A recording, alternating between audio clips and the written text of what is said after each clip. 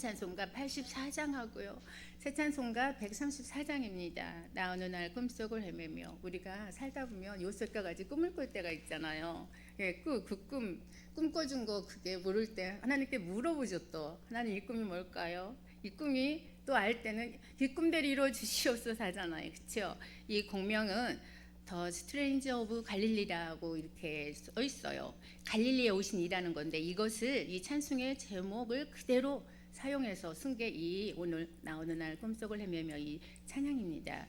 모리스 여사는요 1890년대부터 37년간 찬송을 썼어요.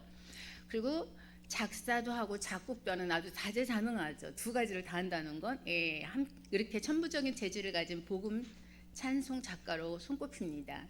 새 찬송가 1962년 648장에서 왔지만은요 그 이전에 청년 찬송가라고 1959년도 205장에 이미 수록된 찬송가입니다. 그래서 모리스 부인은 꿈속에서 본 것을 근거로 해서 영감 어린 이 찬송을 작시도 하고 작곡을 했어요.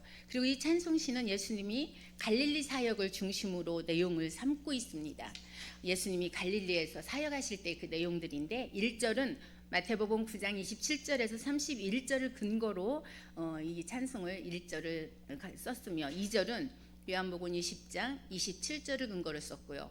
그 다음에 3절은 마태복음 8장 23절에서 27절에 있는 말씀을 인용했고요. 4절은 또 마태복음 28장 19절에서 20절하고 누가복음 16장 16절을 배경으로 이 찬송을 작사했다고 합니다. 그리고 이 모리스 여사는 이 찬송은 이렇게 화려하고 아름다운 곡주로 독창곡으로 많이 불리는 찬송가잖아요. 모리스 여사가 이 찬송을 썼는데 우리가 독창할 때 많이 써요. 이 곡을 조금 자기 마음대로 조금 땡겼다 들렸다 하면서 이렇게 은혜스럽게 찬양을 하는데 저는 오늘 좀 은혜스럽게 하려고는 했지만 은혜가 됐는지는 잘 모르겠습니다.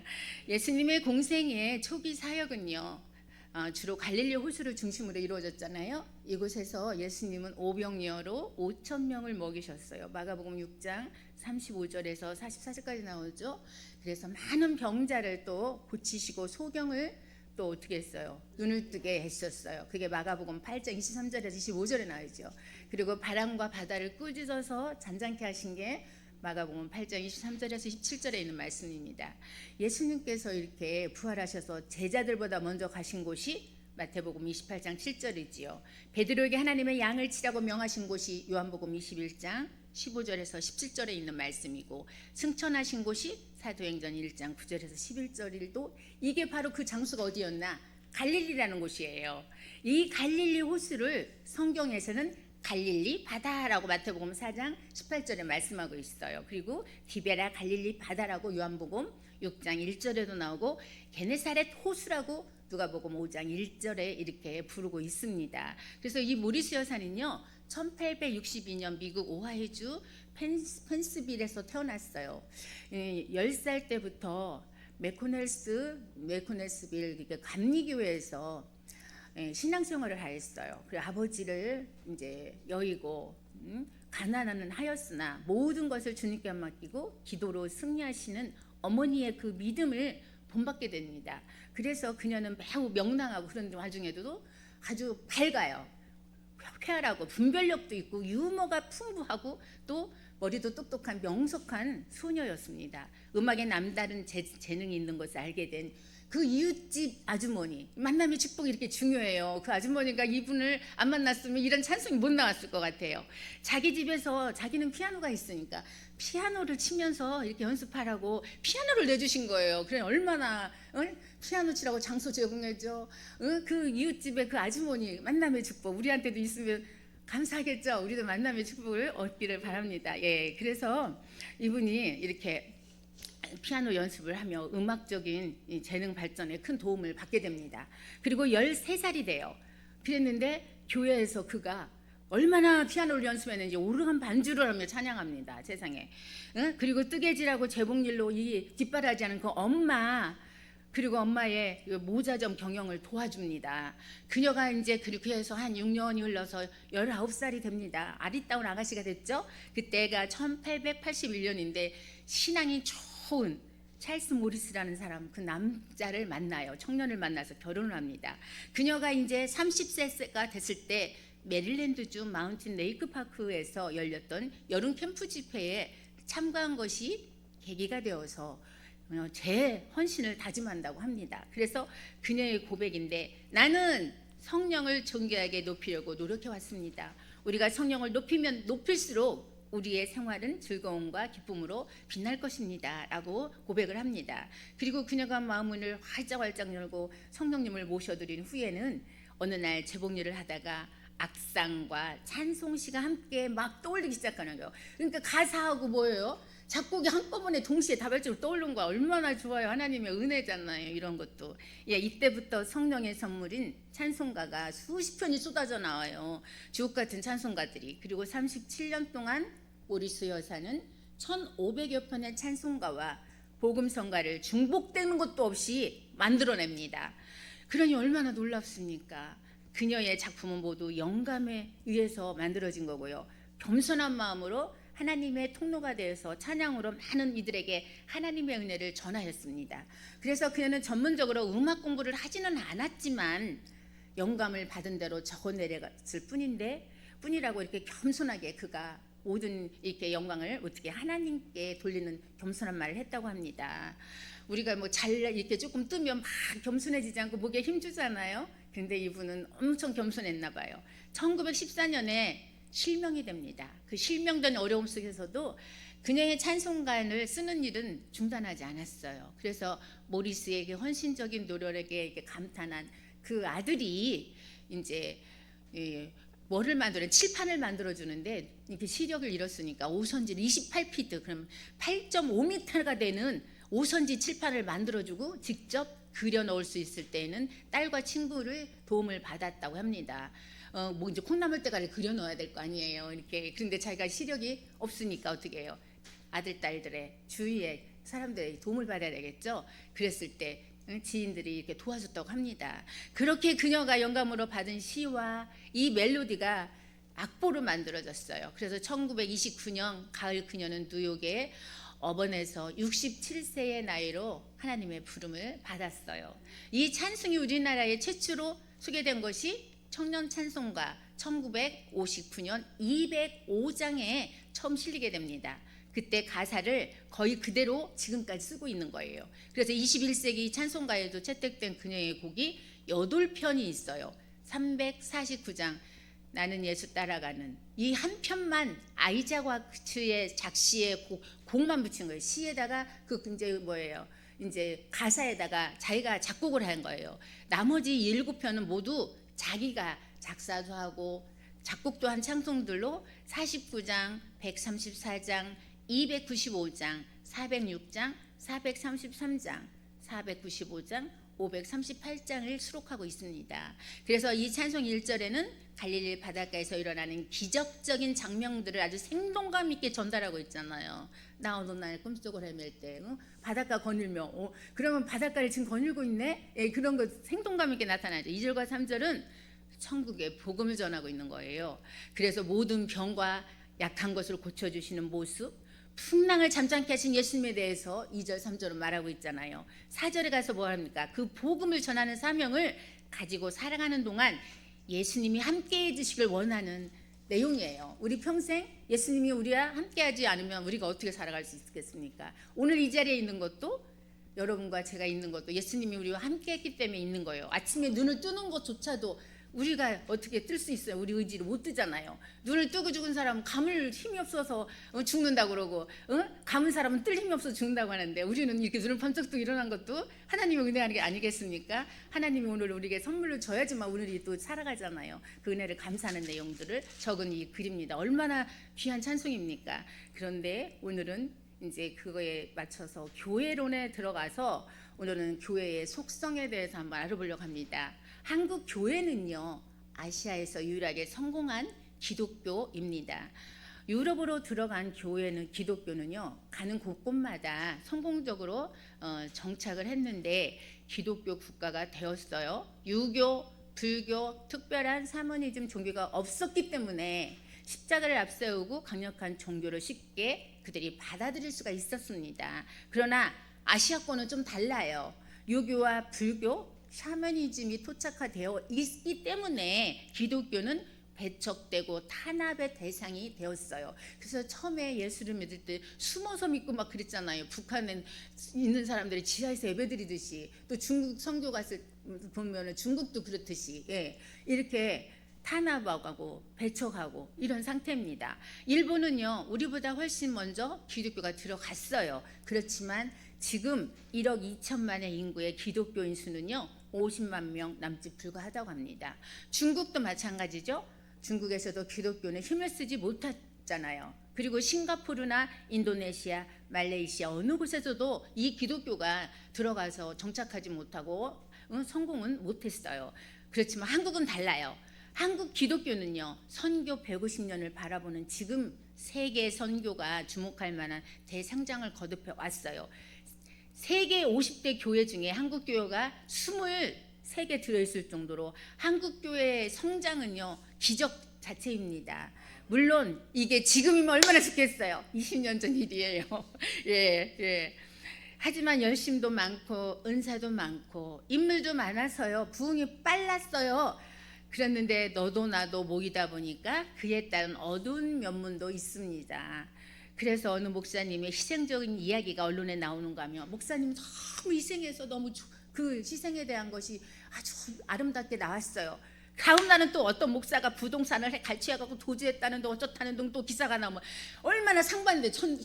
전날은 막 목사님이 아주 아름답게 됐는데 그 다음 날은 어떻게 돼? 또 뚝 떨어져. 이제 그게 또 그렇게 되죠. 그리고 나서 어떻게 됩니까? 또 한 교인이 어떻게 돼? 자 좋은 일을 했어. 그랬는데 TV에 나와서 하나님께 영광 돌렸어. 근데 그 어떤 채널을 또 들으니까 어느 집사가 사기쳐가지고요 도망갔습니다 하고 보도가 또 이제 또 나와. 그럼 얼마나 사람 다 뜨거운 거예요. 내가 그런 것처럼. 그치요? 항상 양면적으로 나와. 이상하게 우리 기독교만 맨날 씻고 물고 뜯고 씻고 막 그러잖아요. 그치요? 왜 우리 기독교만 물고 뜯고 씻는지 모르겠어요. 예, 다른 종교도 많은데 교회는 왜 이런 양면성의 모습을 그럼 보일까요? 예수님께서 말씀하신 알곡 신자와 가라지 신자가 이 한 교회 안에서도 공존하기 때문인 거예요. 교회는 거룩한 성역으로 존경과 함께 위선자 또는 양성 공장이라는 비난도 동시에 그래서 받게 됩니다. 이러한 공존성이 있기 때문에 앞으로도 교회는 계속적으로 존경과 비난을 같이 받으며 존재해 나가게 될 거예요. 이런 교회의 양면성을 이해하지 못하면 이 교회의 세속화된 모습에 실망해서 무교주의, 아유 나는 교회 안 다녀, 또 가나안 교회 안 나가, 가나안 교회. 그리고 또 에휴 그 코로나 때문에 어떻게 됐어요? 가나안 교인이 많죠. 또 영상 예배 지금까지도 안 나오네. 가나안이 돼서 집에서 TV에서. 그건 아니죠. 이제는 나와야죠. 모여야죠. 하나님께서 모이기를 패하지 말고 힘쓰라겠는데 이제는 그거 우리 그때 그 시절은 어떻게 할 수밖에 없었다면 이제 나와야 되잖아요. 예, 그래서 영상 예배로 이제 거기에 은혜 충만 그러고 미적미적 안 나오시는 분들이 있습니다. 그러면 안 됩니다. 교회의 취한 모습에 이렇게 낙심하지 않으려면 그러면 어떻게 해야 할까요? 성경이 증거하고 있는 교회의 속성이 어떤 건지 이 시간 살펴보려고 합니다. 주 381년 니케아 콘스탄티노플 신조는 교회에 대해서 이렇게 말합니다. 우리는 하나의 거룩한 세계적 사도적 교회를 믿는다라고 고백을 했는데요. 교회에 대한 이 고백은 성경이 증거하고 있는 교회의 속성을 잘 드러내고 있어요. 그럼 그 증거 첫 번째가 통일성입니다. 통일성, 하나가 되는 거. 통합해야 되겠죠. 하나님은 우리가 하나 되기를 원하지만 사단은 교회의 분열을 원해요. 교회를 파괴시키려는 사단에게는 박해나 또 분열하고 공격하는 거, 외부적 공격도 있고 내부적 공격도 있겠죠. 분열시켜 내부적으로 분열시키죠. 이런 공격하는 무기가 있어요. 우리가 교회 안에서 분열하고 원수를 만들고 외면하고 그러면 사단이 얼마나 기뻐하겠어요. 그렇지만 이렇게 하나 되게 하시는 성령은 그 안에서 얼마나 또 탄식하고 있겠습니까? 이거 반대로 하니까. 교회를 분열시키는 사단의 대리자 역할에 나도 모르게 충실하고 있는지, 아니면 교회를 일치시키는 성령이 그리스도인으로 살아가고 있는지를 여기에 따라 참 교인인지 아닌지가 판가름 나게 되는 거 아니겠습니까? 그래서 하나님과 사람이, 또 사람과 사람이 하나 되게 하심이 예수 그리스도의 바로 복음인 거예요. 그래서 예수님께서는 하나님과 인간들 사이에 막힌 담을 헐어 하나가 되게 하셨다고 했지요. 그러게 예수님을 머리로 하는 몸된 교회는 어떻게 돼야 될까요? 분열이 되면 안 돼요. 일치가 돼야 돼요. 하나가 되어야 합니다. 하나가 되기 위해서는 서로 어떻게 해야 됩니까? 노력을 해야 되겠지요. 기독교의 분파와 분열은 좋은 것이 아닙니다. 성경을 이해하는 해석과 이해가 다를 수 있기에 교파는 생겨날 수가 있습니다. 그런데 개인의 명예나 이기심 때문에 교파가 나누어지는 것은 사단의 역사입니다. 그렇지만 성경 해석 차이로 나누는 것은 하나님께서 우리에게 주신 자유의지를 활용한 것이지요. 그러기에 교파와 교단이 달라도 명백한 이단이 아니라면 서로의 입장을 수용해주고 서로의 교례를 양해해 주어야 됩니다. 그런데 정통파 교단들은요, 각각의 좋은 점들이 있어요. 그것을 본받아야 할 점들이 있는데 미국에서는 어떻게 하느냐? 미국에서는 교파의 장점을 이렇게 말을 해요. 자, 이런 교파를 이런 건 배워야 되겠다. 이 미국에서 이럽니다. 어떤 교파냐? 진실한 생활을 하려면 감리교인한테서 배워라. 미국 교인들이 그럽니다. 교파에서. 그러면 체험적인 신앙은 어디에서 배우느냐? 어느 교파? 침례교가 좋더라. 교회에 그럼 충성은 어느 교파가 하느냐 봤더니 루터 교인들이 대단하더라. 잘하더라. 그리고 교회에 긍지를 갖는 것은 어느 교파인가 했더니 성공의 교인이더라. 성공회는 뭡니까? 영국 국교이잖아요. 귀족적인 냄새가 나죠. 예. 그리고 단순한 믿음은 뭔가 했더니 퀘이커 교도라고 해요. 그러면 봉사는 누가 잘하나 했더니 딸랑딸랑 크리스마스 때면 뭐가 합니까? 구세군이요. 예, 구세군이더라. 그러면 기쁨에 찬 신앙생활은 어디서 하는가 했더니 즐겁고 막 그거는 흑인들이에요. 그래서 흑인 교회에서 배워라 그렇게 말하고, 그럼 기도 생활은 어디서 잘하나 봤더니 장로교인들이 그러더래요. 예, 기도 중요합니다. 그렇죠? 예, 기도는 참 장로교인들한테 배우면 되겠다. 그래서 교단의 차이는요, 구원하고는 관계가 없습니다. 왜요? 2단만 아니면 1단이면 돼요. 왜요?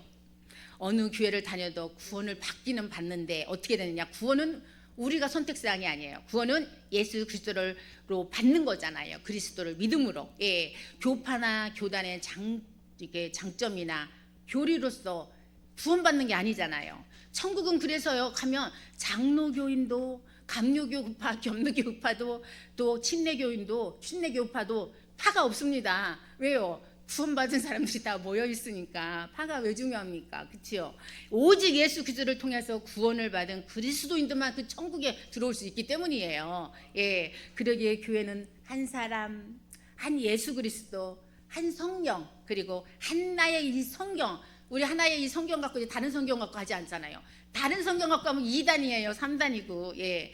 그리고 신앙생활을 하기에 우리는 교회가 통일성이 있는 거예요. 그래서 침례교든 장로교든 우리가 어디 갑니까? 또 다 이렇게 성경을 똑같이 갖고 하기 때문에. 예. 그래서 통일성은 유니티라고 하는데, 교회에 이게 하나 되면 예수 그리스도의 몸의 통일성을 말하고요. 모든 신자들이 이 몸의 지체로서 한 성령으로 세례를 받아서 한 몸을 이루고 있음을 의미하는 것입니다. 그래서 이 몸은 하나의 머리이고, 그리고 교회의 왕이신 그리스도의 통제를 받으면서 한 성령, 곧 그리스도의 영에 의해서 활력을, 이렇게 힘을 부여받고 내적인 통일성을 지니고 있다고 고린도전서 12장 12절에서 31절까지 말씀하고 있고요. 이러한 교회의 통일성은 그리스도 안에서 누리는 은혜의 선물인 동시에 우리가 힘써 지켜야 할 숙제예요. 사명이에요. 그게 에베소서 4장 3절 4절에 나옵니다. 그래서 교회의 통일성을 해치는 분열의 행위는 하나 되게 하신 그리스도의 기도, 요한복음 17장 21절에 대항하는 거고요. 우리의 마음의 어둠과 사랑 없음에서 비롯된 겁니다. 우리가 어두워지고 사랑이 없어지면 이렇게 항상 반대로 나가요. 하나님을 대적하는 게 큰 죄악이라고 했어요. 그리고 교회의 통일성이 창조적 다양성을 질식시키는 획일적 유니포미티라는데 이것을 의미하지는 않는 것입니다. 바울이 유대주의자들과 분리되었던 것과 예수 그리스도께서 바리새인들과 입장을 달리했던 것과 같은 성격인 것이 같다라고 거라고 갈라디아서 1장 6절에서 12절에 말씀하고 마가복음 7장 1절에서 13절에 말씀하듯이 다시 말씀드리면 그러한 분리 그 자체를 목적으로 이루어져서는 안 되고요. 교회의 영적 건강을 더욱 신장시키고 진리 안에서 참된 통일을 회복시키기 위해서 부득불 잠정적으로 또는 외적인 결속을 깨뜨리는 하나의 수단으로서는 가능하다 이렇게 말하고 있습니다. 그래서 그 일체성 유니티는요, 전 세계의 많은 교회들과 교단들과 또 교파들이 있어도 하나님의 그 모든 선택된 자들로 구성된 이 우리 교회는 하나하나의 한 사람 한 사람의 그 교회가 성전이 모여진 거잖아요. 과거와 현재와 미래를 통틀어 세계에 오직 하나라는 거예요. 창세전에 하나님의 택하심을 받고 그 다음에 예수 그리스도의 피로 구속함을 얻고 성령의 인치심을 받은 그 모든 그리스도인들은 그 교회에 속한 것입니다. 그래서 웨스터민스터 신앙고백 25장 1항은 뭐라고 하느냐, 교회는 하나님께서 택하신 자들의 수 전체의 구성으로 이루어졌다라고 말을 하면서 벨직 신앙고백 27조는 뭐라고 하느냐, 이 교회는 세상 처음부터 있었고 세상 끝까지 있을 것이다 라고 말을 하고 있습니다. 그리고 구약교회와 신약교회는요 분리되지가 않아요. 하나입니다. 구약교회는 하나님의 율법을 지켰죠. 성막 혹은 성전 예배를 드렸잖아요. 이스라엘 백성들로 구성되었으나 신약교회는 또 어떻습니까? 예수 그리스도를 믿고 따르는 모든 나라 사람들로 구성이 되어 있지 않습니까? 그래서 구약교회는 하나님의 은혜가 율법을 통해서 예표되어 있으나 이 신약교회에서는 또 하나님의 은혜가 예수 그리스도의 십자가의 대속사역을 통해서 밝히 증거되고 있습니다. 그러나 그 둘은 본질적으로 다른 두 개의 교회가 아니고 동질적인 한 교회라는 거예요. 그래서 그러면 구약교회와 신약교회가 동질적인 한 교회라는 근거가 있는가? 한번 찾아보면 첫 번째는 성경에서 이럽니다. 그 교회에서 동일한 명칭을 사용한다 이렇게 말하고 있어요. 그게 뭐냐? 구약에서는 회중이라고 나오죠. 또 총회로 번역된 히브리어 카할 에다 이것이 헬라어 72년의 에클레시아로 번역이 되었는데 이 말은 신약 성경에 보면 교회라고 번역되어 있어요. 그게 바로 구약하고 신약하고 같다는 거지요. 교회라는 근거가 나오지요. 두 번째는 성경에 계시는 하나님의 구원의 원리는 모든 시대에 동일한 거예요. 그래서 아담 이후 모든 죄인은 오직 하나님의 은혜와 예수 그리스도의 속죄로만 죄 씻음과 구원을 받을 수가 있었어요. 비록 구약 시대에 도덕법이 레위기에 보면 나오죠. 또 강조되었지만 하나님의 긍휼과 은혜가 성막 제도와 제사 제도 등 의식법을 통해서 또 증거가 되잖아요. 예수께서 가라사대 나는 길이요 진리요 생명이니 나로 말미암지 않고는 아버지께로 올 자가 없느니라라고 요한복음 14장 6절에 말씀하셨고요. 하나님은 한 분이시요 또 하나님과 사람 사이의 중보도 한 분이시니 곧 사랑인 사람이신 그리스도 예수라고 디모데전서 2장 5절에도 말씀하고 있잖아요. 그리고 또한 죽임을 당한 어린 양의 생명책에 창세 이후로 농명되지 못하고 창세 이후로 죽임을 당한 어린 양의 생명책에 농명되지 못하고 이 땅에 사는 자들은 다 짐승에게 경배한다고 계시록 13장 8절에 말씀하고 있어요. 그러면 세 번째는 뭐냐? 성경에 계시된 대로 이 두 시대의 교인들, 두 시대라는 구약 신약을 말하죠. 예, 교인들의 신분하고 특권이 같다는 거예요. 구약이나 신약이나 동서로부터 많은 사람이 이르러 아브라함과 이삭과 야곱과 함께 천국에 앉으려니와 그게 바로 마태복음 8장 11절에 말하고 있잖아요. 그러므로 후사가 되는 이것이 은혜에 속하기 위하여 믿음으로 되나니 이는 그 약속을 그 모든 후손에게 굳게 하려 한다고 말씀하시면서 율법에 속한 자에게 뿐만 아니라 아브라함의 믿음에 속한 자에게도 아브라함은 하나님 앞에서 우리 모든 사람의 조상이라고 로마서 4장 16절에 말씀하고 있습니다. 그리고 로마서 11장 17절에도 또 한 가지 얼마가 꺾여졌는데 돌 감람나무인 내가 그들 중에 젖붙임이 되어 참 감람나무 뿌리의 진액을 함께 받은 자 되었다고 말하고 있어요. 그리고 갈라디아서 3장 29절에도 너희가 그리스도께 속한 자면 곧 아브라함의 자손이요 약속대로 유업을 이을 자라고 말씀하고 있습니다. 그러므로 이제부터 너희가 외인도 아니고 그 다음에 손도 아니고 오직 성도들과 동일한 시민이요 하나님의 권속이라고 에베소서 2장 19절에 말씀하고 있어요. 그리고 또한 3장 에베소서 3장 6절에도 이는 이방인들이 복음으로 말미암아 그리스도 예수 안에서 함께 후사가 되고 함께 지체가 되고 함께 약속에 참여하는 자가 된다고 말씀하고 있어요. 그러면 교회가 하나 되려면 어떠한 성격이 있어야 되나? 자, 교회가 하나라는 사실은 영적인 측면이나 또 교리적인 측면이나 아니면 유형적인 측면에서 이해할 것들이 있는 거, 이해해야 한다는 거예요. 첫 번째는 뭐냐? 교회가 하나라는 것은 영적인 사실입니다. 예수 그리스도의 몸된 교회는 에베소서 1장 23절에 말씀하듯이고 고린도전서 12장 27절에 말씀하듯이 이미 영적으로 하나다 이렇게 말씀하셨어요. 우리가 다 한 성령으로, 그러니까 하나의 뭐예요? 영적이죠. 한 성령으로 세례를 받아서 한 몸이 되었다고 고린도전서 12장 13절에 말씀하고 있죠. 비록 교회들이 세상에서 여러 형태로 나누어져 있다 할지라도요, 예수 그리스도의 몸된 교회는 영적으로 나뉠 수가 없이 이미 하나가 되어 있습니다. 이것은 아무도 깨트릴 수 없는 어떤 사실이라는 겁니다. 우리가 어떻게 주님이 하신 일을 깨뜨릴 수 있겠어요? 그치요?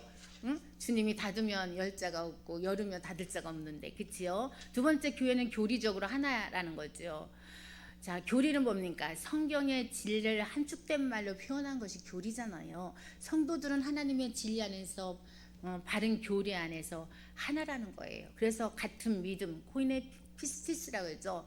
같은 믿음을 따라서 된 나의 참아들 디도에게, 디도서 1장 4절에 말씀하듯이, 그러므로 교회의 하나됨은 바른 교리를 떠나서는 생각할 수가 없다는 거예요. 그래서 교회들은 하나님의 진리에 대한 공동의 이해와 공동의 고백을 위해서 모두가 힘써야 합니다. 세 번째, 교회는 외적으로 또 하나가 되게 힘써야 돼요. 이것은 성경에 게시된 하나님의 분명한 뜻입니다. 교회나 교인들의 분열과 파당은 하나님이 원치 않아요. 하나님 앞에 큰 죄를 짓는 거예요. 사도 바울은 분쟁하는 고린도 교회에 대해서 어떻게 말했어요? 다 같은 말을 하고 너희 가운데 분쟁이 없이 같은 마음과 같은 뜻으로 온전히 합하라고 하면서, 그리스도께서 어찌 나뉘었느뇨 하면서 막 애통해하면서 고린도전서 1장 13절에 지적하면서 말을 하고 있잖아요. 또 그는 에베소 교회에게 뭐라고 했어요? 성령이 하나 되게 하신 것을 힘써 지키라고 했어요. 그게 에베소 4장 3절에 말했잖아요. 그렇게 우리한테 권면을 하면서 갈라디아 교회에게는 원수 맺는 것과 분쟁과 시기와 분냄과 당짓는 것과 분리하는 것과 이단과 투기를 하나님의 하는 자는 하나님의 나라에 들어가지 못할 육체의 죄악된 일들이라고 열거하면서 갈라디아서 5장 19절에서 21절에 말씀하잖아요. 그러니까 어떻게 해요? 하나님 나라 가려면 우리 원수 맺으면 안 되겠죠? 분내거나 당짓는 거 하면 안 되겠죠? 예, 분리하면 절대 안 돼요. 분리하고 그러면 여기 나오잖아요. 절대 하나님 나라에 들어가지 못한다고. 예, 우리는 할 수 있는 대로 교회의 유형적 하나가 됨으로 힘쓰는 거에 서로가 어떻게 해요? 협력해서 지켜나가야 할 것입니다. 그러면 첫 번째는 우리 통일해서 하나가 되라 했어요. 그럼 어떻게 해야 되냐? 두 번은 거룩성입니다. 거룩성, 홀리너스인데, 하나님의 교회는요, 그리스도 예수 안에서 거룩하여 지고 성도라 부르심을 입은 자들이라고 고린도전서 1장 2절에 말하면서, 또는 거룩한 나라라고 베드로전서 2장 9절에도 말씀하고 있어요. 하나님께서 우리를 부르실 때에 깨끗해서 부르신 것이 아니에요. 하나님께서는 뭐 깨끗한 의인을 찾기 위해서 이 세상에 오신 게 아니라 죄인을 어떻게 부르러, 회개시켜 천국 백성 되기 위해서 부르러 왔다겠어요. 깨끗한 목표를 향하도록 불렀습니다. 왜요? 깨끗해서 부르신 게 아니라 너희가 깨끗한 목표를 향해서 나와 가라, 이렇게 깨끗해지도록 불러주신 거예요. 거룩했기 때문이 아니라 거룩해지라고 불러주신 거고요. 부름받은 공동체가, 그게 바로 교회라는 곳입니다. 그래서 과거의 삶이 어찌 되었던 간에, 과거에 내가 어떻게 살았든지 간에 하나님은요, 현재 지금 너 모든 사람들 현재 거룩해지라고 명령하고 계셔요.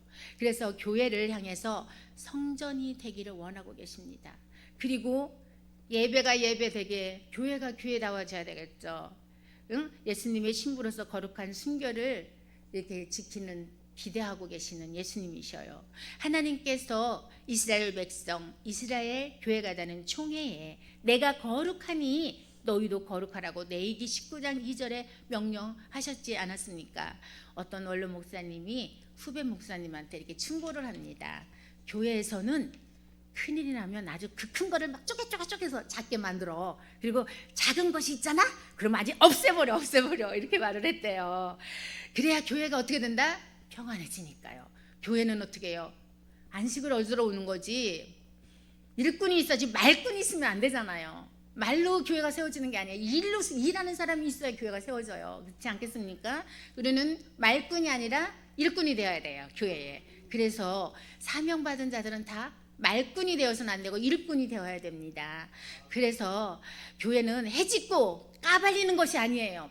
누가 잘했어 잘못했어 자잘못 따지고 70이 따지고 이런 것이 교회가 아니라 사랑으로 감싸고 덮어주고 위로해주고 어떻게 격려해주고 일이 있다면 그걸 막 축소시켜주는 것, 이게 바로 어떤 것이요? 교회라는 거예요.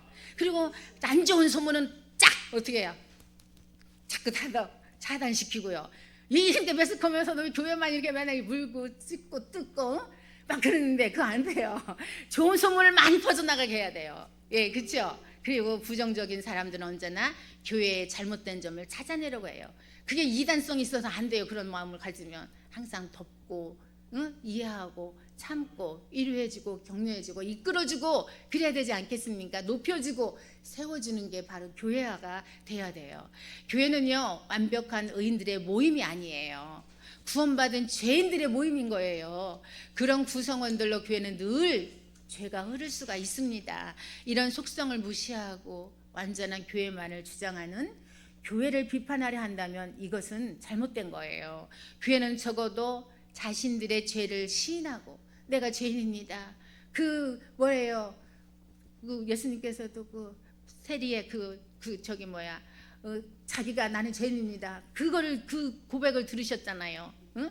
고백하면서 용서를 구하는 곳이 교회입니다. 그러기에 희망이 있어요. 환자들을 모아서 건강한 사람으로 치료해 주는 곳이 바로 교회 아니겠어요? 회복시켜 주는 곳이 교회입니다. 희망을 주는 곳이고요.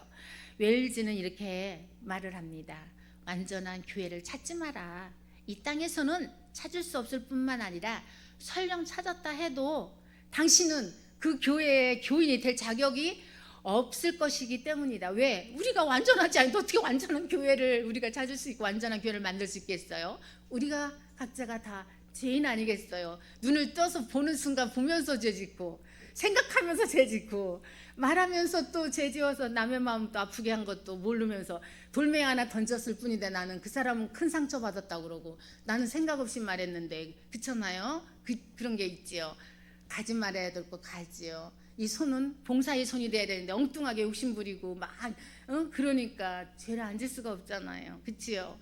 예수 그리스도의 교회는 거룩하다. 이는 물로 씻어 말씀으로 깨끗하게 하사 거룩하게 하시고 자기 앞에 영광스러운 교회로 세우사 티나 주름 잡힌 것이나 이런 것들이 없이 거룩하고 흠이 없게 하려 하심이라고 에베소서 5장 26절 27절에 말씀하고 있듯이, 거룩하고 영광스러운 교회는요 하나님의 구원 계획의 목적인 거예요. 하나님이 그거를 목적으로 삼고 있는 거예요. 하나님에게 교회의 거룩함은 법적인 면에서와 실제적인 면에서 생각할 수 있는데, 교회는 법적으로 이미 거룩합니다. 성도들은 법적으로 이미 의롭다 하심을 받았고요, 거룩해진 자들이잖아요.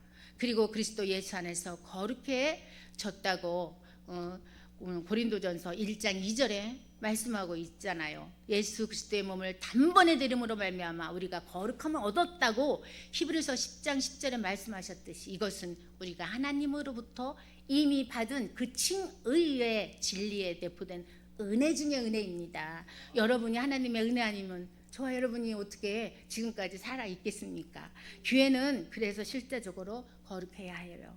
그리고 교회는 교리적으로도 거룩해야 됩니다. 디모데전서 3장 55절에 보면 하나님은 그의 거룩한 진리들을 교회에 맡기셨는데 교회는 진리의 기둥과 터라고 했어요. 이 진리를 보수하면서 보존하고 모든 사람들 앞에 전달하고 변호해야 할 의무가 있는 게 바로 우리 교회이고 그 교리입니다.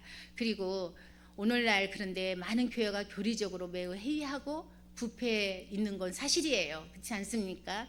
역사적으로 개신교 그 다수의 자유주의 신학이 이렇게 포용하고 있는 교회가 있지요. 자유주의 신학은 교회 역사상 유례 없이 심지어 로마 카톨릭보다도 더 복음 진리에서 이탈해가지고 이단적이고 배교적인 것이 사실입니다.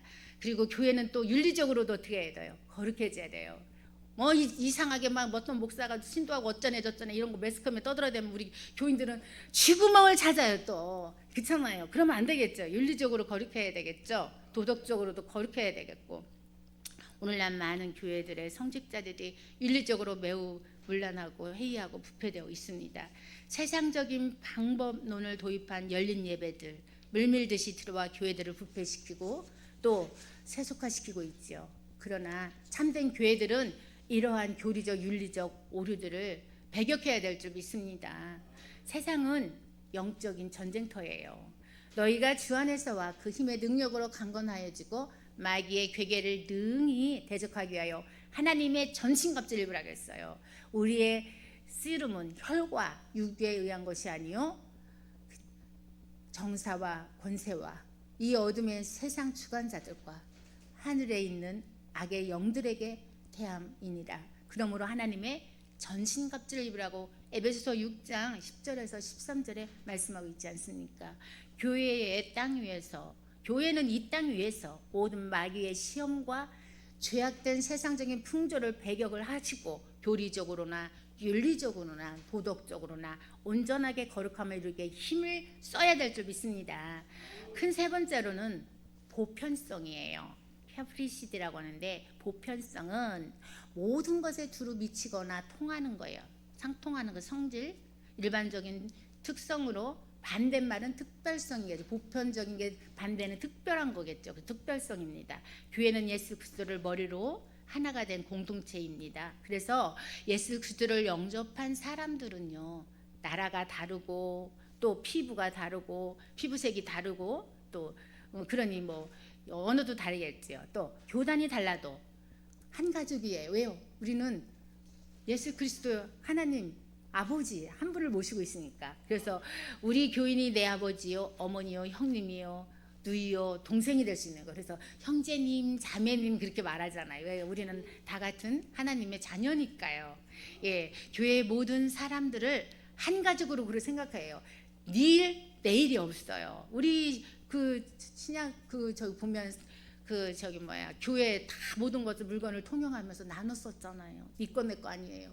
다 필요한 대로 나눴으니까 네가 이거 필요하면 가져가라고 자기 있는 걸 다 갖다 교회에 놓으면은 썼잖아요. 그렇듯이 어려운 형제 있으면 도와줘야 되고요. 이끌어줘야 되고, 응? 우리가 그래야 되는 거 아니겠어요? 한 번씩. 예, 기도로 또 밀어주기도 하고, 예, 그래서 너 내가 아니라 같은 우리 부모님한테 그 피를 물려받은 우리 이제 세상적인 부모님, 그러면 우리가 다 형제니 자매에서 막 친척 찾고 막 이렇게 하듯이 우리는 하나님 아버지를 이렇게 두고 있으니까 어떻게 한 분을 섬기고 있으니까 형제요 자매니까 우리가 한 가지로 생각해야 되겠어요. 모든 이들에 대해서 그래서 마음을 여시고 모든 이들을 수용할 수 있는 넉넉한 풍성한 그리스도의 마음을 갖도록 우리가 이렇게 노력을 해야 될 줄 믿습니다. 그래야 교회는 하나님의 집이 되고 또한 기도하는 집이 될 수 있고요. 요즘은 기도하고 싶어도 교회가 무슨 현대판 장발장이 많은지 그렇게 잠겨 있지만 그리고 하나님의 공동체가 될 것입니다. 우리 한 사람 한 사람이 교회의 본질적인 이렇게 성격을 파악하고 더 나은 교회를 만들어가기 위해서 힘을 합쳐야 된다는 거예요. 그래서 교회의 보편성은 어느 시대, 어느 민족, 어느 땅에서도 참된 교회가 항상 존재한다는 것을 의미하는 거예요. 그래서 에베소서 3장 19절에 보면 하나님의 모든 충만하신 것으로 넘치게 하신 교회의 그 충만함, 그리고 이 모든 민족과 온 세상, 마태복음 24장 14절, 그리고 온 천하와 만민들에게 마가복음 16장 15절 이렇게 전달되는 모든 선교를 통해서 교회의 보편성은 사람들 사이에 가로막힌 담을 헐어버리고 저항해야 하는 그 벽도 뚫어버리고 모든 나라, 모든 민족, 모든 영역 속에서 나타나 그리스도의 주가 되심을 우리가 증거하게 해야 할 줄 믿습니다. 특히 초대교회는요, 복음을 들고 예수 그리스도를 영접하고자 하는 모든 사람들에게 팔을 벌렸으며 끌어안았다는 거예요. 그리고 피부색이나 인종, 사회적인 신분, 또 지적인 능력 또는 도덕적인 수준이나 그 어떤 것에 대해서도 개의치 않았다는 거예요. 왜요? 하나님의 사랑으로 그를 끌어안았을 때 서로가 통용되고 그 다음에 구원을 얻을 수 있잖아요. 교회가 이들을 배척하게 되면 어디에서 그들이 구원을 받을 수 있겠어요? 그러니까 다 끌어안아야 되겠죠. 그래서 그리스도를 머리로 하고 선택자들을 총수로 구성되는 이렇게 보편 교회는 어느 한 교파나 단체에만 국한된 것이 아니고요. 모든 시대와 모든 세상에 걸쳐서 나타나야 한다는 겁니다. 사도신경을 보면 우리가 거룩한 공회와 이게 나오죠. 이 구절이 있어요. 공회라는 것은 여기에서 뭐냐? 이 세계적인 교회를 의미하는 거예요. 로마 카톨릭 교회가 자신을 카톨릭 교회라고 부르는 것은 비록 그들이 부당한 적용이지만 그것이 부당한 적용이에요. 그렇지만 이런 의미에서 그렇게 말하는 거예요. 하나님의 참 교회는 세계적이다.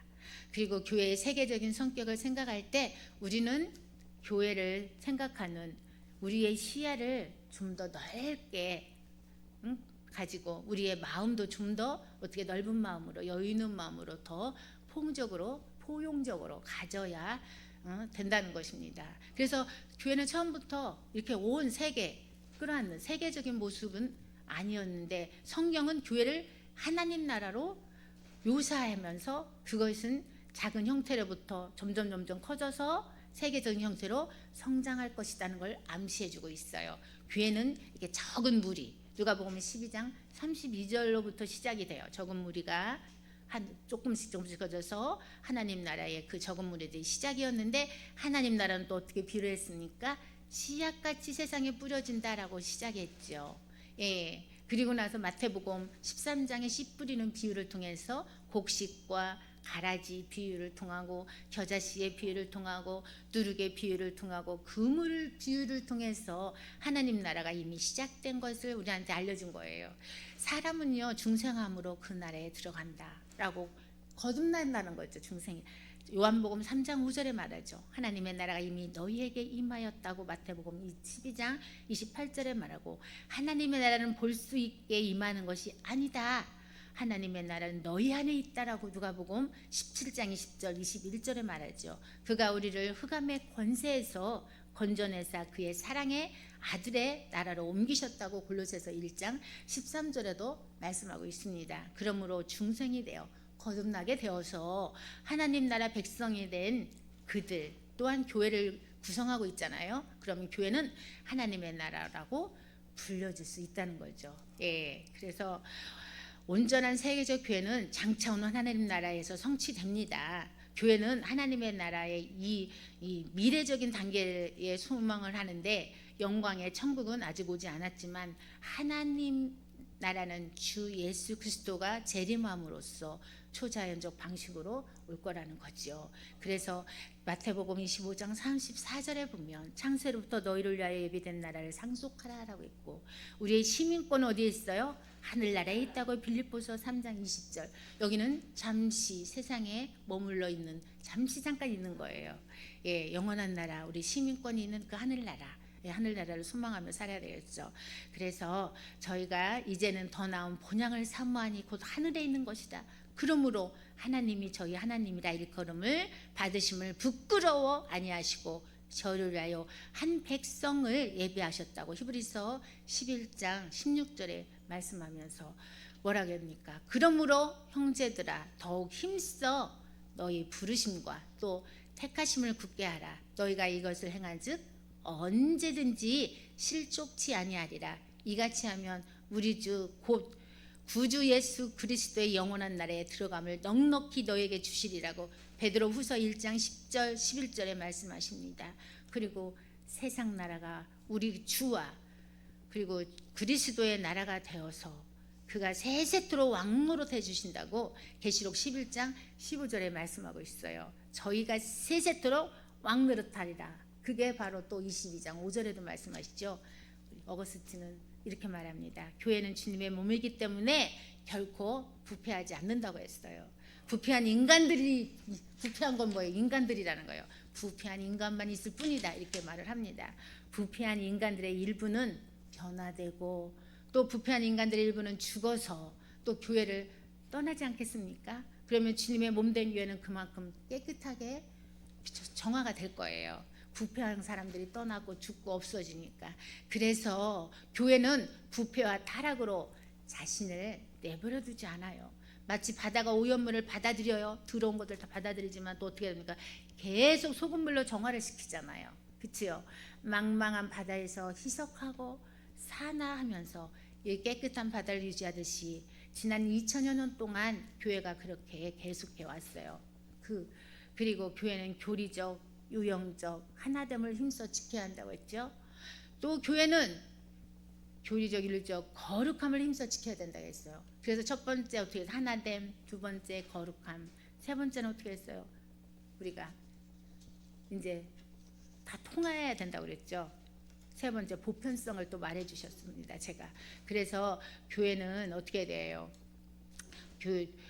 교리적으로 윤리적으로 거룩함을 힘써 지키면서 교회는 세계적인 안목을 가지며 교회는 또한 거룩함을 위해서 하나됨을 쉽게 버려서도 안 되지만 또 하나됨을 위해서 거룩함을 쉽게 버려서도 안 돼요. 그래서 교회는 하나됨과 거룩함을 둘 다 잘 지켜내야 합니다. 이것은 참 어렵죠. 쉬운 게 아니에요. 이것은 하나님께 대한 우리의 충성, 내가 충성하는 것, 또 인내와 이렇게 하기 위해서는 사랑이 필요하고 특히 하나님에 대한 사랑뿐 아니라 사람들에 대한 사랑도 필요하기 때문이에요. 내가 마음이 옹졸하면 이 일을 못해요. 넉넉한 마음이 있어야 되고 품을 수 있는 마음, 여유 있는 마음, 그런 마음이 있어야 됩니다. 무엇보다 사랑하는 사람 생각해 보세요. 사랑할 때 얼마나 다 주고 싶잖아요. 그렇듯이 하나님을 사랑해 보세요. 얼마나 예배가 그립고 교회 오는 게 얼마나 즐겁겠어요. 왜요?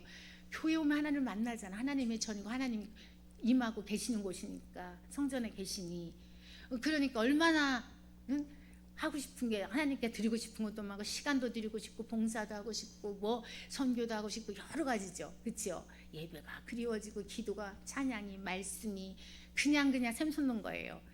그런 것들이 바로 우리가 꼭 사랑이 있을 때 이게 가능한 겁니다. 이웃에게도 나만 천국 갈 게 아니라 그래서 전하게 되잖아요. 왜요? 지옥 가는 그분을 볼 때 얼마나 우리가 마음이 아픕니까? 그래서 교회가 하나됨과 거룩함을 잘 지키고자 했을 때 교회가 어떻게 된다고요? 참다운 교회가 된다는 겁니다. 그래서 오늘은 여러분한테 교회의 이 속성에 대해서 이 말씀을 드리면서 저와 여러분이 지켜야 될 것은 이거를 꾸준히 우리는 다 죄인이기 때문에 어떻게 해야 돼요? 지켜야 될 일들 사명을 또 받았기 때문에 하나님께 콜링 받았기 때문에 그 모든 것들을 또 지켜야 될 의무가 있겠죠. 사랑과 인내와 충성과 자비와 온유와 절제와 이 갈라디아서의 그 9가지 열매를 저와 여러분 다 맺어서 하나님 나라에 가서 큰 상급 받았으면 좋겠습니다. 오늘 강의는 여기까지입니다. 감사합니다.